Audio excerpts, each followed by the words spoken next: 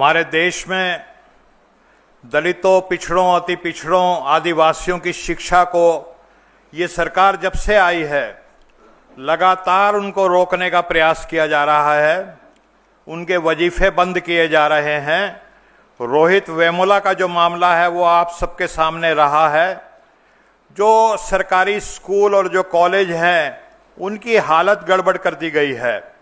और जो संविधान में 29 जनवरी 2014 को सुप्रीम कोर्ट ने धारा 15(5) पास कर दी कि प्राइवेट संस्थानों में भी दलितों, पिछड़ों, आदिवासियों को आरक्षण दिया जाएगा, वो आज तक इस सरकार ने 11 वर्षों से रोक के रखा है और नहीं दे रहे। लेकिन एक लंबे अरसे के बाद वो कहते हैं कि हजारों साल नरगिस अपनी बेनूरी पे रोती है, बहुत मुश्किल से होता है चमन में दीदावर पैदा। तो एक लंबे अरसे के बाद इस देश के दलितों, पिछड़ों, आदिवासियों, अति पिछड़ों, अल्पसंख्यक के लोगों को एक ऐसा नेता राहुल गांधी के रूप में मिला है जो उनकी लड़ाई को लड़ रहा है। और राहुल जी ने 29 जुलाई को लोकसभा में 2:41 पर एक स्टेटमेंट दी थी। सामने सत्ता के लोग बैठे हुए थे, हुकूमत के लोग बैठे हुए थे, मोदी सरकार के मंत्री बैठे हुए थे और राहुल जी ने वो ऐतिहासिक शब्द कहे थे कि सुन लीजिए, इस बात को आप पसंद करें या ना करें, यू मे लाइक और you may not like it, लेकिन इसी लोकसभा के कार्यकाल में जाति जनगणना हम लागू करवा करके रहेंगे।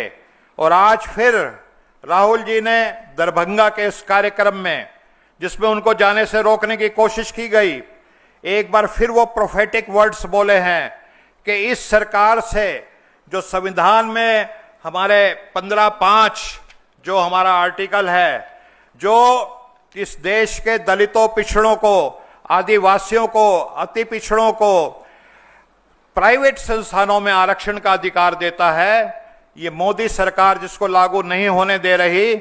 और मोदी सरकार अपनी जो कठपुतली है नीतीश कुमार, जो उनका मुखौटा है डबल इंजन की सरकार जिनको बोलते हैं, ये उसके द्वारा राहुल गांधी दलित, पिछड़ों के, आदिवासियों के, अति पिछड़ों की शिक्षा की बात ना करें, उनके लिए सामाजिक न्याय की बात ना करें।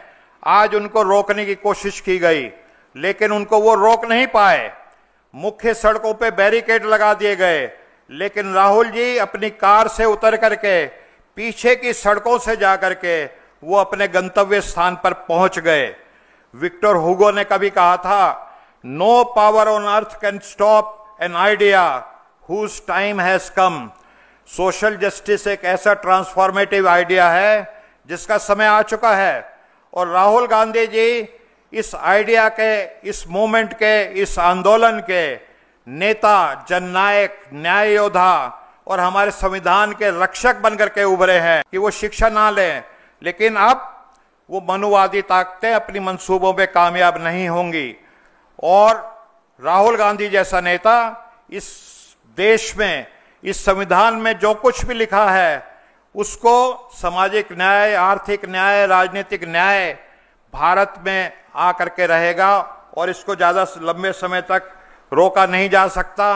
और 90% इस देश के जो दलित, पिछड़े, आदिवासी, अति पिछड़े लोग हैं, जो इनको हर तरह से, चाहे वो मेडिकल संस्थान हो, चाहे शिक्षण संस्थान हो, उनसे बाहर रखा जाता है। लेकिन अब वो स्थिति बहुत जल्दी बदल जाएगी। फिलहाल मैं इतना ही कहना चाहता हूं और मैं अपने साथी महिमा जी से कहूंगा कि वो अपनी बात को रखें। जय भीम साथियों, आज चूंकि मीडिया का काम होता है सवाल पूछना, लेकिन आज मेरे मन में एक सवाल है कि मैं आपसे पूछूं, शायद मुझे इस बात की जानकारी नहीं है और शायद हम सभी को जानकारी नहीं है जो सामाजिक न्याय की आवाज उठा रहे हैं, क्या इस देश में इमरजेंसी लगी हुई है?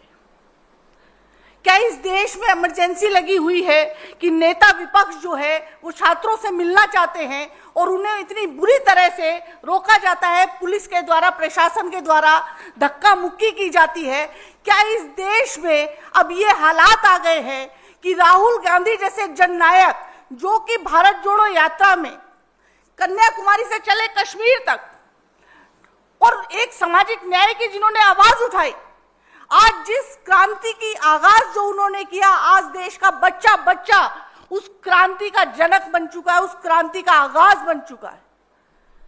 जब राहुल गांधी दलितों की बात करते हैं तो क्यों जो है ये सरकार डर जाती है? ये तो बिहार का बच्चा बच्चा जानता है नीतीश जी कि आपने अपना जमीर तो गिरवी रख ही दिया था सरकार के पास में, लेकिन क्या अब आप सरकार के चौकीदार भी बन गए? कि आप राहुल गांधी, जो कि न केवल जननायक है, न केवल सांसद है, बल्कि नेता प्रतिपक्ष भी हैं, अगर वो उन छात्रों से मिलना चाहते हैं जो हाशिए में सबसे पीछे रखे जाते हैं, दलित छात्रों से मिलना चाहते हैं, उनकी समस्याएं सुनना चाहते हैं, तो ये सरकार इतना डर क्यों जाती है?